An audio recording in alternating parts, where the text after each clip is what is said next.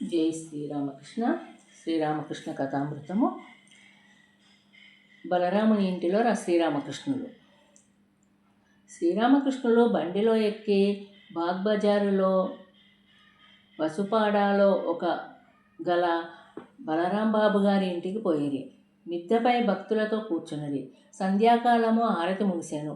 శ్రీరామకృష్ణులు సర్కస్ను గూర్చి చెప్పుచుండిరి. ఇంతలో చాలామంది భక్తులు గుమిగూడిరి.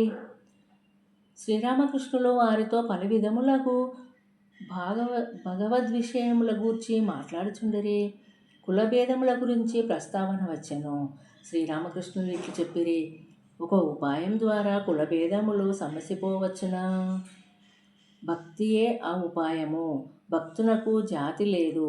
భక్తి కలిగినచో దేహము, మనస్సు, ఆత్మ అంతయు శుద్ధమగును. శ్రీ నిత్యానందుడు, శ్రీ గౌరాంగుడు హరినామము ఆ చండాలునకు పంచిపెట్టిరి. భక్తి లేనిచో బ్రాహ్మణుడు కాడు. భక్తి ఉన్నచో చండాలుడు కాడు. అస్పృశ్య జాతి అయినను భక్తి ఉన్నచో అశుద్ధము పవిత్రమవుపోవును.